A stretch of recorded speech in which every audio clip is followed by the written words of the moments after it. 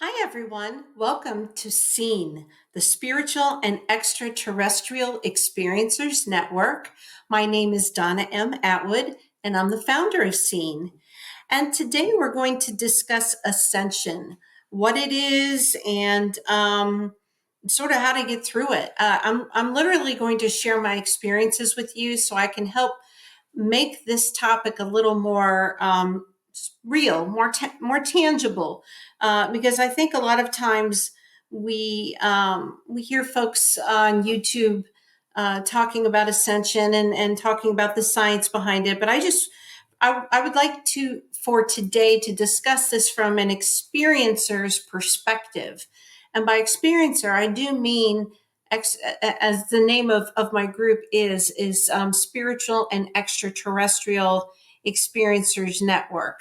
So literally, I'm going to describe my experiences with spiritual entities and extraterrestrial beings with you, and all the lessons I went through Ascension, or at least I'll touch on the top lessons anyway, and try to make that real for you. So Ascension is, for those of you who aren't exactly clear on what it is, I feel like that term gets thrown around a lot, but I'm not sure that everybody even knows exactly what Ascension is.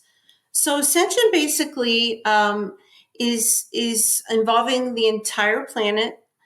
And for us human beings, we go through a variety of trials or lessons as a way to become the best version of ourselves that we can possibly become.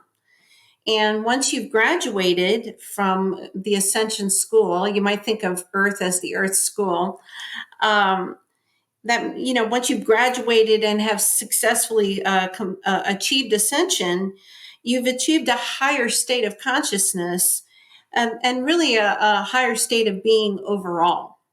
And I can tell you that having so I would like to share with you. I'm pretty excited actually. I found out today, very clearly, for certain, no doubt, 100% sure, from Archangel Michael or Michael, that I actually have graduated.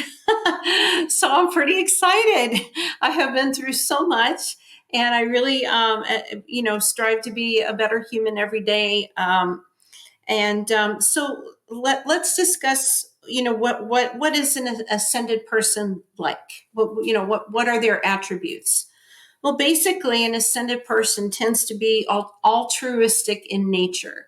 It's more about service to others rather than service to self.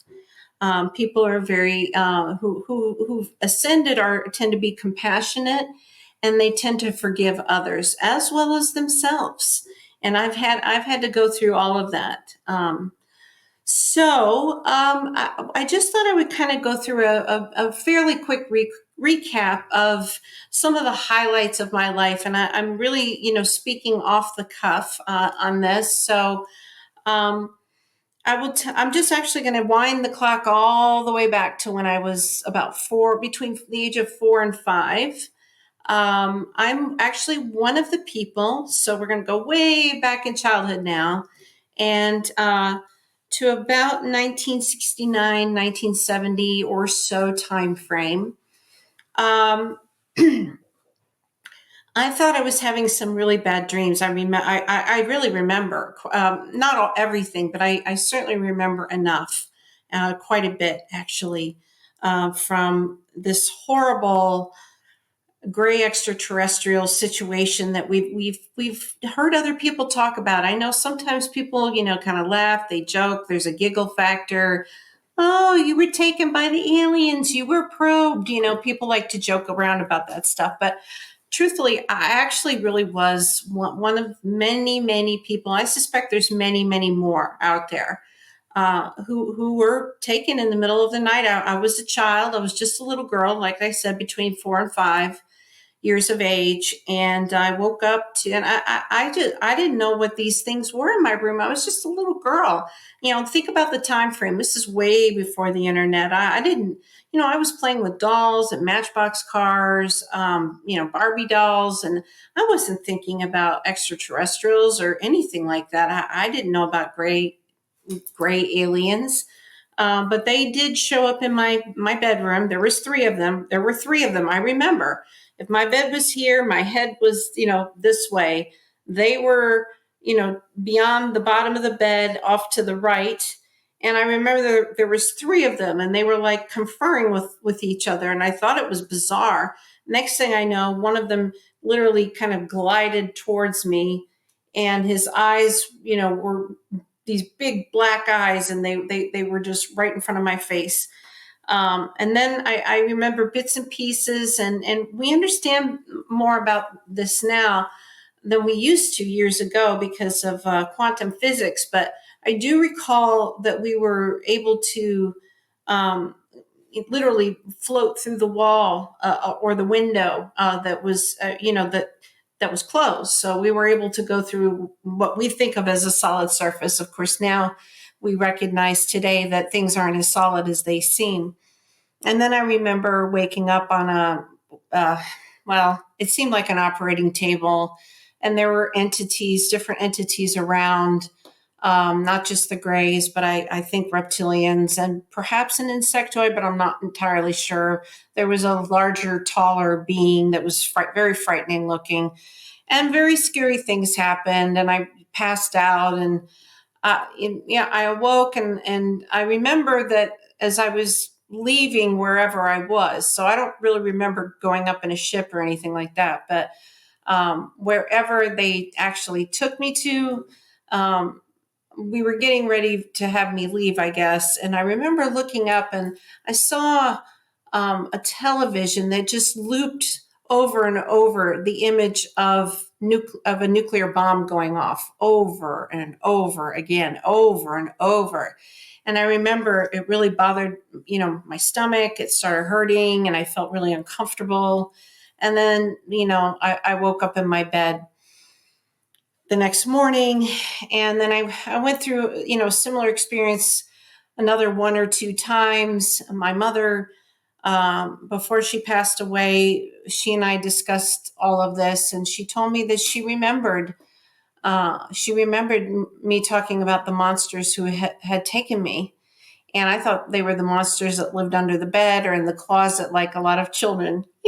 That's just what kids think of, and certainly did back then. And so that made me pretty afraid of back in the day we called them aliens. Now we refer to them as extraterrestrials.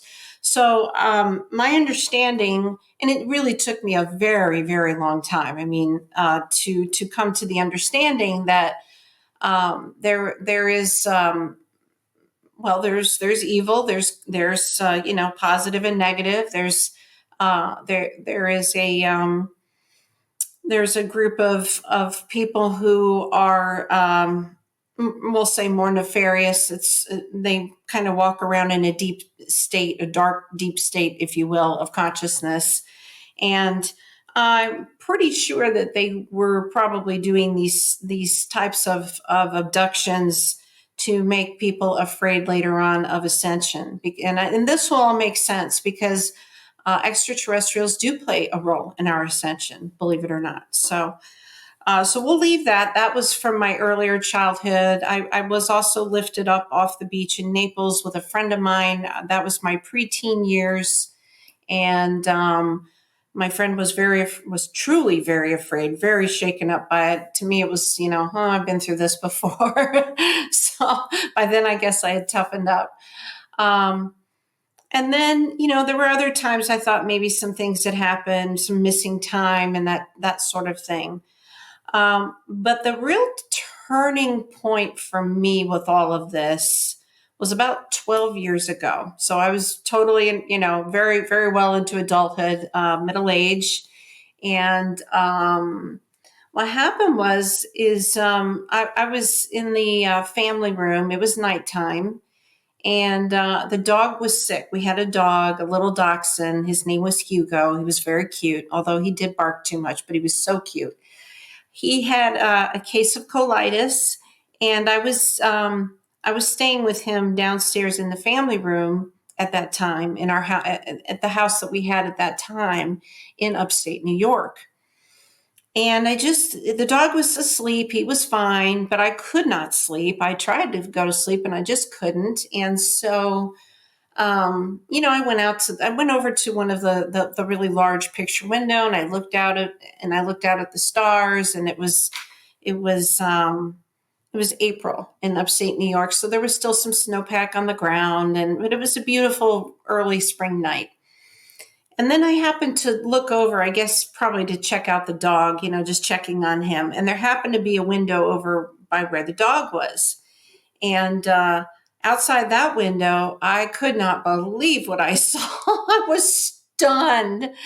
I saw a large, I'm going to use my arms here, about like this or so size orb. Um, It was white. It was a very cool shade of white in color. Um, it appeared to be made of plasma. And I referred to it in my mind as a UFO. I didn't know what was going on. I was afraid. So you guys are going to laugh, but it's true. So if you recall, I was standing at a picture window over this way, and I literally took the drapery and I pulled it around, and I'm kind of trying to peek around the drape like it's really going to protect me, right? But this was a 50, as in 50 minute close encounter with what I thought was, a UFO. But the one thing I noticed about it is that it did sort of this little happy dance. It reminded me of a honeybee, where the honeybee, a honeybee will do a happy waggle dance, to get the attention of the other bees to say, "Hey, the food is here," right? So that's what I kept thinking as I saw this thing outside the window. And by the way, it was such a cool color of white. The shade of white was so cool that it tended towards silver, but it was definitely white. Okay.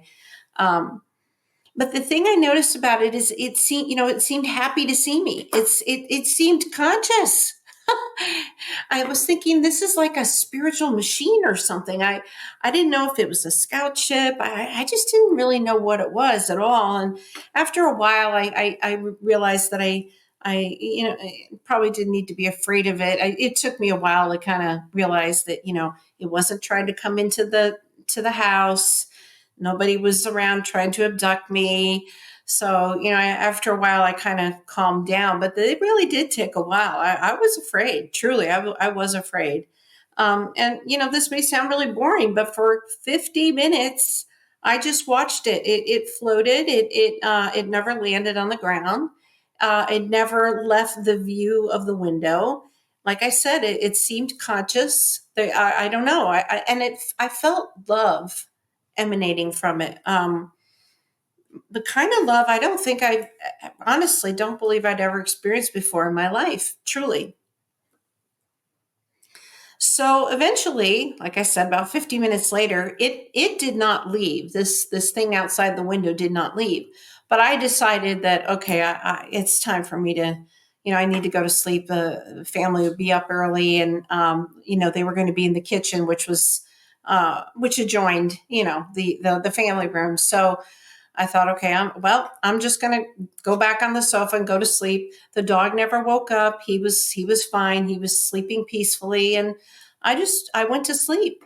And so the next morning, I decided not to say anything to anybody in my family. I did not say anything to my husband at the time. We are now divorced. We're friends. Everything's fine. But I knew he wasn't really too open to these types of things. So I kept my mouth shut for quite a while.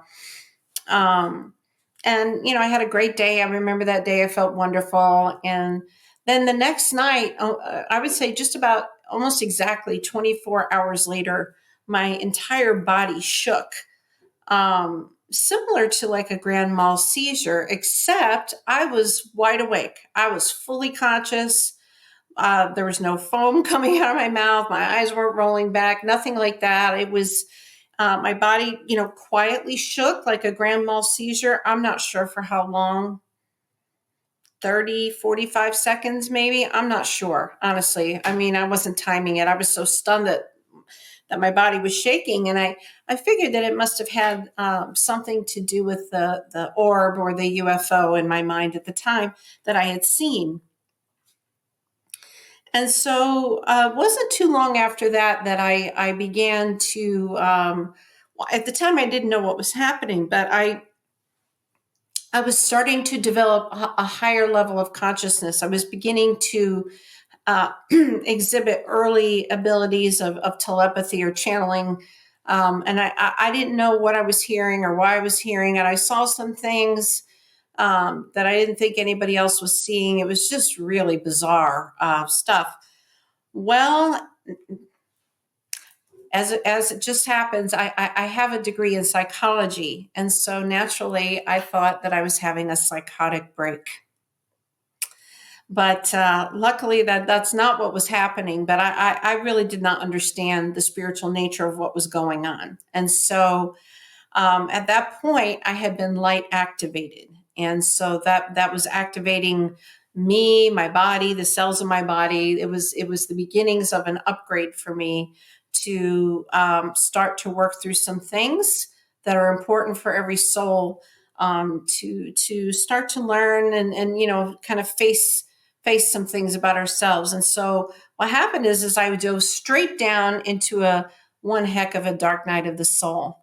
And that's where I literally battled my demons. And I mean, demons. And I wasn't a bad person, and I'm not a bad person. But I was a little bit, I would say that I maybe let people walk all over me and sort of boss me around, push me around a little bit at that time, and really throughout most of my life. So that was something that I needed to work on. And sadly, I wasn't happy in my marriage, and I knew my husband wasn't happy in the marriage. And we tried, we did. We're both good people. We're not bad people. And he and I are friends now. Everything's fine. I wish him well. And sometimes, just people are just not the right match. That's all. It doesn't make anybody bad. It's just the way it was. So, yeah, so I knew deep down that, I wasn't happy in the marriage, and I really had to work through that. And that took quite a while. That really did, because by the time that we ended up getting divorced, we've been married 30 years. And that was probably around, I'm not exactly sure. I'd have to go back and figure it out, but I'm going to say around the 25th year or so ish. So yeah, the dark night of the soul was truly frightening. I mean, unbelievable what I went through. It was a come to Jesus moment. It really was, quite literally. And as it turned out, I really didn't understand what was happening. But then as the darkness started to kind of recede into the background, it was still kind of there a little bit, but not, but mostly receded. I was hearing a friendlier voice, and I really just didn't know what was happening, but that was the Christ consciousness that I was picking up on. And so perhaps you've heard the term delivered from evil. Well, that's basically what was happening. And so it was very interesting. Time went on, and it took a long time to get used to being able to hear things and sort of know things. My psychic abilities just really ramped up. I mean, they'd been there a little bit, and I remember they had been there in childhood, but they really, really ramped up at this point. And then I went on to, of all things, massage school. So my ex-husband and I actually I opened the first, we had 2 nanotechnology startup companies. The first one was in Florida. I started that. It was a research and development company. And then when we moved up to upstate New York, I had to close down the one in Florida, and my ex-husband and I reopened it up in upstate New York. So technically we had 2 nanotechnology startup companies. And so he primarily was working at his day job, and then had this going on the side, and I would help a little bit with business development, marketing, that kind of thing. Um, so time went on, and then I ended up going to massage therapy school. And I wasn't even sure really why I was there, but I felt sort of like almost a calling to go there.